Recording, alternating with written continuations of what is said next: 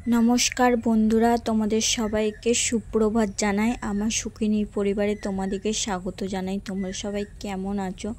आशा करी खूबই ভালো আছো আর আমিও অনেকটাই ভালো আছি।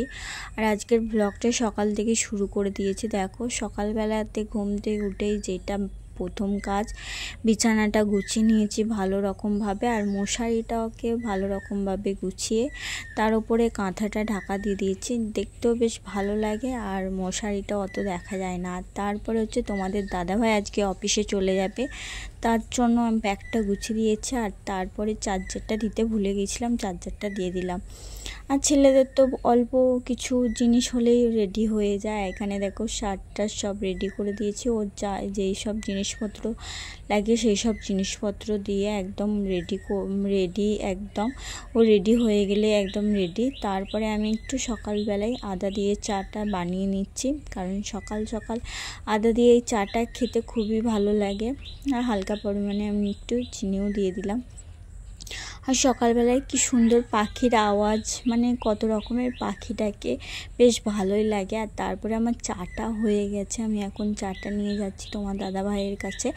এখন বাজে প্রায় ওই 6টা নয় 6:45 মতন বাজে, কারণ ফার্স্ট টিপটা তোমার দাদা ভাই ধরবে বলে তার জন্য সকাল সকাল 5:30টার সময় ঘুম থেকে উঠে পড়েছে। আর এখন বাজে 5:40 মতন। তো চলো, আর এখানে চা খেয়ে নিচ্ছে, চাটা দিয়ে দিলাম ওকে। আর চা খাওয়ার পরে ও ঘড়ি টড়ি পরে নিচ্ছে, এবার বেরিয়ে যাবে, মানে রেডি। আবার সে 1 মাসের পর বাড়ি আসবে, ততদিন আবার অপেক্ষা করে আমাকে থাকতে হবে। মনটা তো খুবই খারাপ, বাড়িতে তো কেউ নেই, তোমাদের দাদাভাই ছিল বলে অনেক দিন মনটা তবু ভালো ছিল। আর এদিকে তো মেয়ের বাড়ি গেছে, তোমাদেরকে সেটা বলা হয়নি, তো আজকে বলছি মা মেয়ের বাড়ি গেছে, এখন ওখানেই থাকবে। আর এইদিকে দেখো আমাদের কালকে রাত্রে এত বৃষ্টি হয়েছে, রাস্তাঘাটে কি অবস্থা দেখতে পাচ্ছ, কাদার, মানে রাস্তাতে পুরো কাদা যাচ্ছে। তাই আমাদের তো এখানে মাঠের রাস্তা, তোমাদেরকে আগেই বলেছি। আর দেখছো ওই পাশে তোমাদের দাদাভাই চলে গেল।